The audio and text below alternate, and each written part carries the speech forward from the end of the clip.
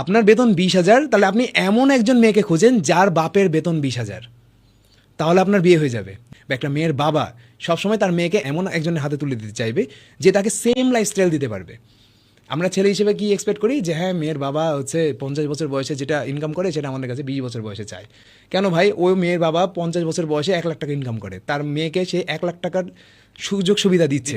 সে কিভাবে একটা 20,000 টাকার বেতনে 30,000 টাকার বেতনের ছেলেকে দিয়ে দিবে তার মেয়েকে?